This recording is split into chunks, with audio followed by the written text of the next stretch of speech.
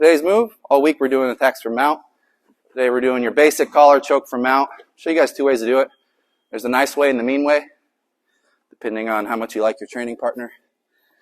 Okay, so some fundamentals here for my mount position. First of all, whenever you're in mount, if you're looking to attack, you kind of want to see what type of defense the guy's running. If he's running a defense where he's got his hands down here, good opportunity for a collar attack.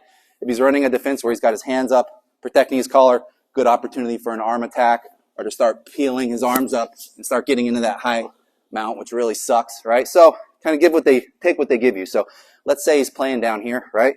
He's not defending his collars. He's trying to do the hip escape or something down here. So what we're going to do is we're going to open the collar.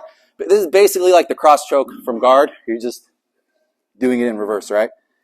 Palm in, 4 fingers up, opening the lapel, pulling it deep. I want to get my, just like with the from guard, I want to get my arm as deep as I can here, okay?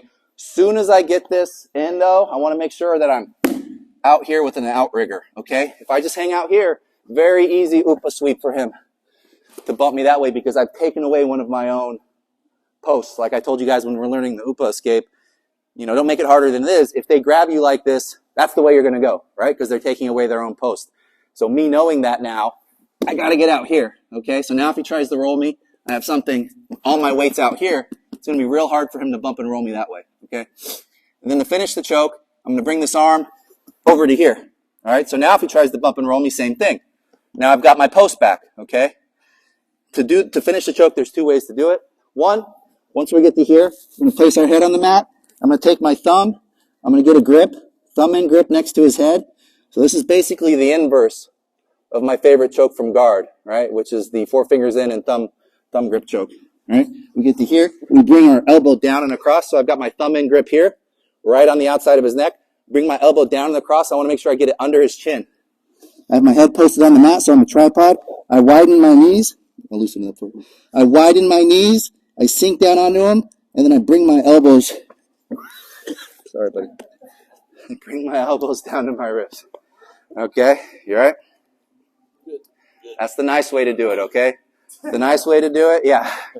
The nice way to do it is to get your thumb, once you get your head into the tripod position, get your thumb in grip here on the collar, whip your arm over, and then sink your hips, okay?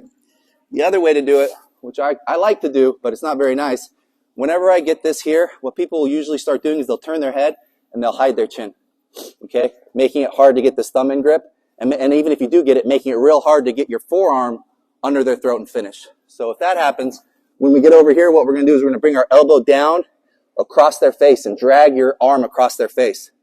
Okay? What that does is that turns the head and that opens up the chin and exposes this carotid.